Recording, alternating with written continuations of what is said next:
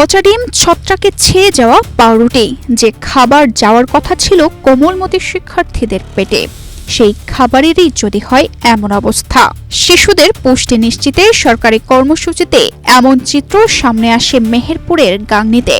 অভিযোগ উঠেছে, দীর্ঘদিন ধরেই নিম্নমানের খাবার সরবরাহ করা হলেও মিলছে না কার্যকর কোনো প্রতিকার।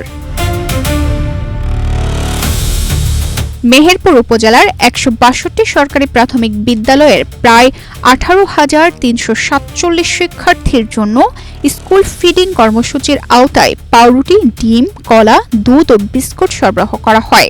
এদিকে বাঁশবাড়িয়া সরকারি প্রাথমিক বিদ্যালয়ে গিয়ে দেখা যায়, বিতরণ করা কিছু ডিম পচা এবং কয়েকটি পাউরুটিতে ছত্রাক রয়েছে। শিক্ষার্থীদের অভিযোগ, ডিম ভাঙতেই দুর্গন্ধ বের হয়। কেউ কেউ দুধ পান করে অসুস্থ হয়ে হাসপাতালে ভর্তি।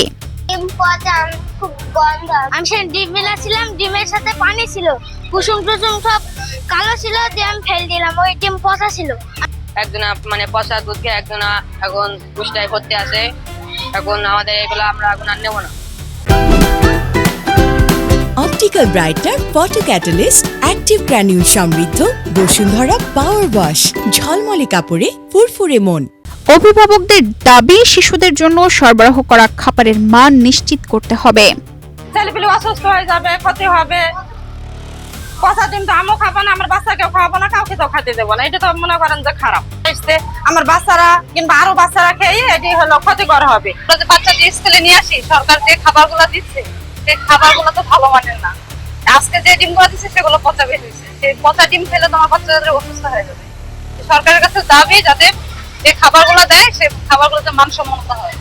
অন্যদিকে শিক্ষকদের অভিযোগ, পচা ডিম, নিম্নমানের কলা ও ছত্রাকযুক্ত পাউরুটি সরবরাহের বিষয়টি একাধিকবার জানানো হলেও কার্যকর ব্যবস্থা নেওয়া হয়নি।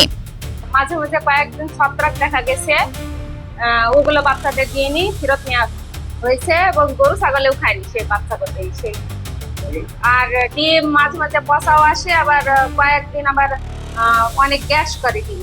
আর দুধ এর আগে এক প্যাকেট দুধের ভিতরে পোকা দেখা গেছিল। আমরা আমাদের ঊর্ধ্বতন কর্তৃপক্ষকে আমরা জানাই। অভিযোগের বিষয়ে সরবরাহকারী প্রতিষ্ঠান সুশীলের এরিয়া ম্যানেজার বলেন, নষ্ট ডিমগুলো পরিবর্তন করে দেওয়া হয়েছে, তবে পাউরুটিতে ছত্রাক থাকার অভিযোগ তিনি অস্বীকার করেন। ১৬২ স্কুলে খাওয়া হয়েছে, এরকম রিপোর্ট এখনো অব্দি আমার আসে নাই। যখন এটা আসছিল পরবর্তীতে স্যার আমার বলার সঙ্গে সঙ্গে আমি আমার ডিমটা পাঠাই দিচ্ছি ওনাকে।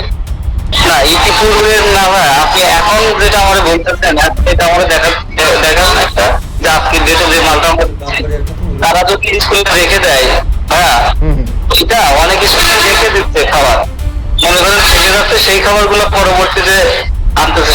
জেলা প্রাথমিক শিক্ষা কর্মকর্তা জানিয়েছে, এ বিষয়ে কোনো অভিযোগ পাননি তিনি। লিখিত অভিযোগ পেলে তদন্ত করে দায়ীদের বিরুদ্ধে আইনগত ব্যবস্থা নেবে। আমার কাছে কোনো রিপোর্টই আসে না যে এইরকম স্কুল উপজেলা থেকে তোমাকে দিবে স্কুলে, এটা তো উপজেলা শিক্ষা বিভাগকে বলে, ঠিক আছে, আমরা ব্যবস্থা নেব। স্কুল ফিডিং কর্মসূচির উদ্দেশ্য শিশুদের পুষ্টি নিশ্চিত করা, কিন্তু সেই কর্মসূচিতেই যদি পচা ডিম আর ছত্রাক ধরা পাউরুটি পৌঁছে যায় শিশুদের হাতে, তাহলে প্রশ্ন ওঠে তদারকি আর জবাবদিহি নিয়ে।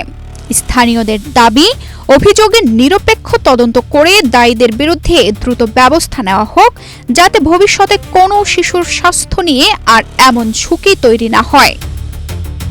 তানজিদা রহমান, ইনায়া, বাংলাদেশ প্রতিদিন।